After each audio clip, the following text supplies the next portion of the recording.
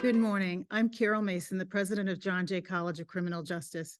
On behalf of the entire John Jay community, I'd like to welcome you to the 18th annual Harry Frank Guggenheim Symposium on Crime in America, hosted by our Center for Media Crime and Justice. This year's theme is Reporting on Gun Violence, Engaging the Public on Issues and Equitable Solutions.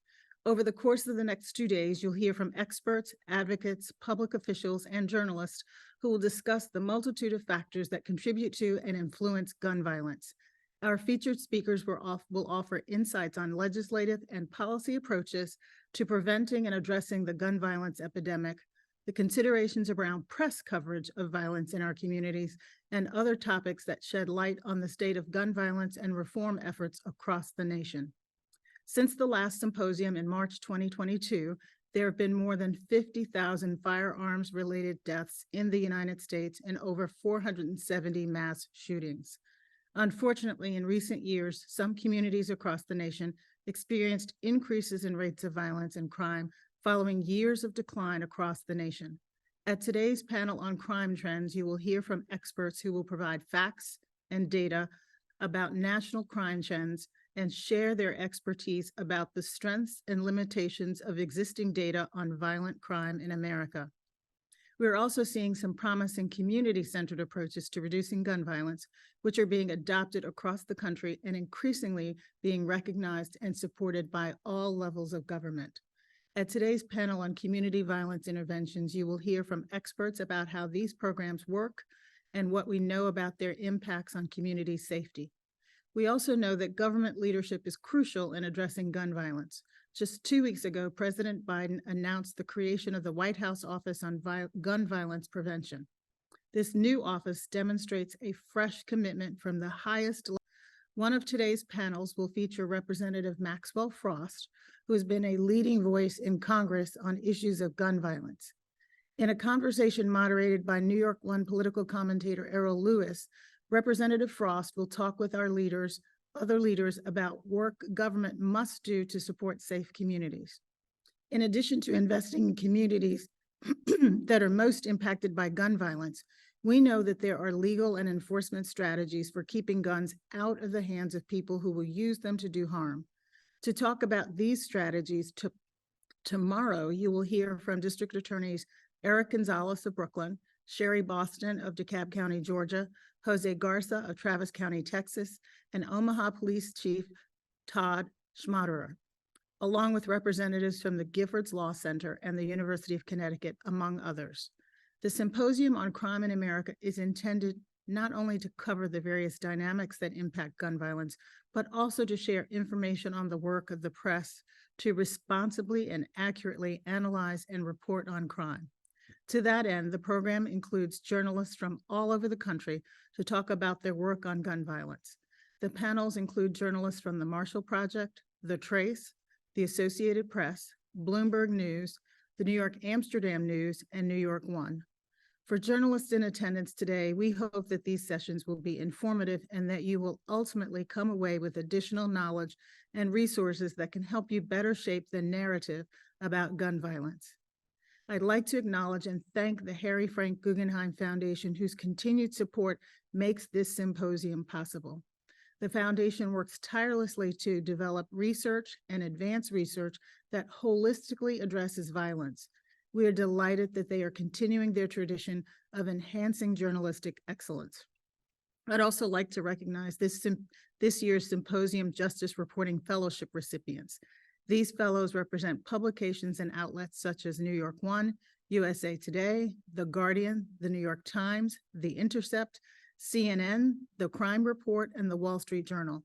We appreciate the innovative stories and projects they are pursuing and their commitment to expanding our knowledge about crucial justice and safety issues. I would additionally like to acknowledge the recipients of this year's annual prizes for excellence in criminal justice journalism. This year's winners addressed two critical issues: the implications of no-knock warrants and failure to protect laws on some of our country's most vulnerable groups. Later today, Joel Wallman, Director of Research at the Harry Frank Guggenheim Foundation, will present these awards. Finally, I'd like to thank the John Jay team that made this possible: Erica Bond, our Vice President for Justice Initiatives, Rebecca Atkinson, Director of Partnerships and Programs at John Jay's Future of Public Safety Initiative, and John Jay's Office for the Advancement of Research, Anthony Carpi, Dan Stageman, and Remy Bahati. Thank you all. And I want to give a special thanks to Mindy Boxstein and Jennifer, our External Affairs team, and the team from the Center on Media Crime and Justice. Thank you all for your work to make this possible today. Now, I'd like to welcome the person who made this symposium possible, Dan Wilhelm, the president of the Harry Frank Guggenheim Foundation. In addition to serving as the president of the foundation, he is also a founding director of the Council on Criminal Justice and is a member of the steering committee of the John D. and Catherine T. MacArthur Foundation's Safety and Justice Challenge. Please join me in welcoming Dan Wilhelm. Thank you, President Mason. It's a pleasure and an honor to be here with you today. This is the 18th time that the Harry Frank Guggenheim Foundation has partnered with John Jay College to put together and to support this symposium, which over its lifespan has addressed and examined a multitude of important issues related to how violence and crime affect our nation. For those who aren't already familiar, the Harry Frank Guggenheim Foundation has existed for 90 years or more than 90 years, and throughout that time has been devoted to the development of knowledge and science that can better our society. Since Harry Guggenheim's death in 1971, the work of the foundation has been exclusively focused on, as Harry put it in the parlance of his time, man's relation to man, and specifically the development of scientific knowledge, social science knowledge that can help us better understand the forces that impel people to commit violence upon each other and what we can do to ameliorate and prevent it. It's particularly fitting that we continue this association with John Jay that's been so rich and so rewarding with its focus on journalism, in part because among his many other attributes, naval aviator, diplomat, ambassador, businessman, philanthropist, Harry Guggenheim was also a newspaper man. He was the publisher of Newsday with his wife, Alicia Patterson, and was deeply committed to the importance of the role of the media in society, and particular fondness for the role of newspapers. And so I can think of no better tribute to Harry and to his interest in these issues than for the foundation's support of this important symposium. And in particular, given the ceaseless appearance of stories about gun violence in our press, the particular topic of this year's symposium is really one that couldn't be more pertinent and more important to both public policy and public discourse. So I'd like to also join Carol in thanking the members of the John Jay team who made this event possible, as well as the folks on the HFG side, my colleagues Joel Wallman, Nialeti Hanwana, Ellie Shackleton, and Liza Hogan. And I'd like to thank all of you for taking your time for joining us over the next 2 days. I know it'll be an informative and engaging series of discussions. So thank you, Carol, for your leadership and this great partnership. And thank you all for being here. Thank you, Dan. At this point, I'd like to share some brief guidance about the structure of the next 2 days. We will offer 10-minute breaks between each session and will break for lunch from 12:30 to 1:30 Eastern Time.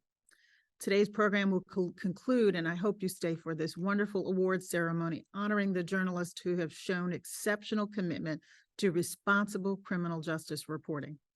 Please look at the chat for a link to the full program.